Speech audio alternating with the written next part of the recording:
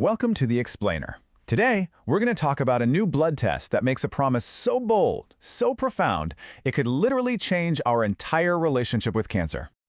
I mean, just imagine hearing those words from your doctor after a simple blood draw. Forever, that's been the stuff of science fiction, right? But now it's the central promise of a test called HCLRC. So, the big question is this for real? Is it too good to be true?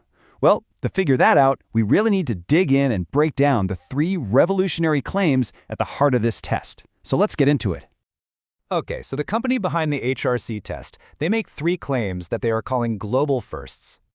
First step, they're saying it can detect cancer at a stage called cancer in situ. Now, what that means is when rogue cells are multiplying, but before they've even come together to form a tumor that you could see on a scan. And it claims to tell you exactly where in your body this is happening. Second, so the idea here is an annual blood test that either catches cancer at its absolute earliest, most treatable stage, or it gives you a clean bill of health for the entire year ahead. Peace of mind. And third, just think about that for a second. Instead of a painful, invasive tissue biopsy, you could get even more detailed information, all from a single tube of blood. That's a massive leap. Now, when you hear all this, you're probably wondering, okay, why didn't one of the giant multi-billion-dollar biotech companies figure this out first? The answer, and this is pretty surprising, really just comes down to luck. yeah, they're pretty upfront about it. They weren't even a diagnostics company to begin with. They were a drug company that just happened to stumble upon a very unique class of cells, and that led them to look where literally no one else was looking. And this really gets to the core of their breakthrough. You see, most liquid biopsies, they're looking for the results of cancer, the debris, the DNA that's shed by a tumor that's already there. The HRC approach is completely different. It's searching for the cause. It's like looking for the sparks before the forest fire, not sifting through the ashes afterwards. And these cancer stem cells, or CSCs, they're the common culprit, the bad seeds in all cancers. So by finding them, the HRC test claims it can spot the disease at its absolute origin point. Okay, so that's the science. But how does this actually translate into a test that, you or I could take? Let's walk through the process. It's actually a pretty straightforward 4-stage process. It starts with a simple blood draw, and it ends with a score that tells you your specific cancer risk.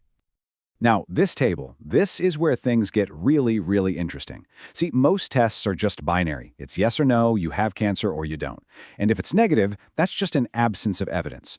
But the HRC test gives you a score, a physical reading, even for perfectly healthy people. That 0 to 2 score isn't just a lack of bad news. It is positive confirmation of health. It's evidence of absence. And that is a profound, game-changing difference.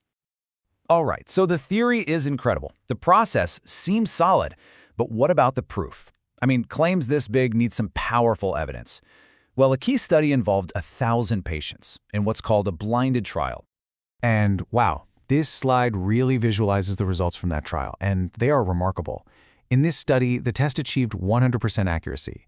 It correctly identified every single non-cancer patient, and it correctly identified every single cancer patient. And this held true across all stages and major cancer types. We're talking breast, lung, prostate, even leukemia.